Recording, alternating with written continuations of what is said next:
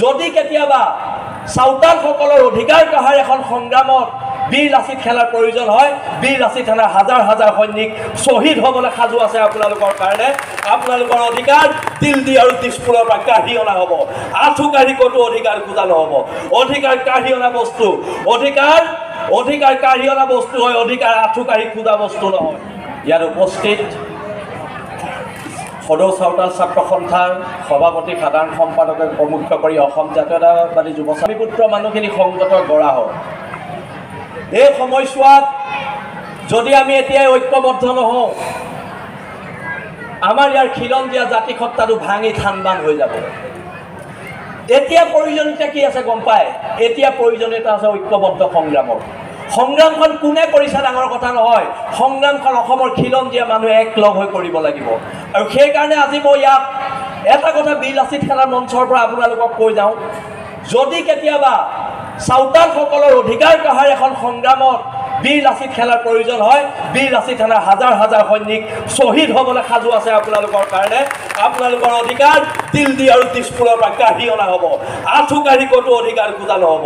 অধিকাৰ কাঢ়ি অনা বস্তু, অধিকাৰ কাঢ়ি অনা বস্তু হয়, অধিকাৰ আঁঠু কাঢ়ি খোজা বস্তু নহয়। আজি এনেকুৱা এক অৱস্থা হৈছে, এওঁলোকৰ পৰম্পৰাগত বিহুটোৰ বাবে এটা বন্ধ বিচাৰি আমি দিছপুৰৰ ওচৰত মেমৰিয়েণ্ডাম দিব লগা এটা পৰিৱেশ আহিছে। আৰু অসমত ছট পূজা পাতিলে বিহাৰৰ মানুহৰ ভোটৰ কাৰণে অসম বন্ধ দিয়াৰ এক পৰিস্থিতি আহিছে। ক'ত গৈছোগে আমি ক'ত শেষ হৈ গৈছোঁ, এই কথাখিনি চিন্তা কৰি চাব হ'ল।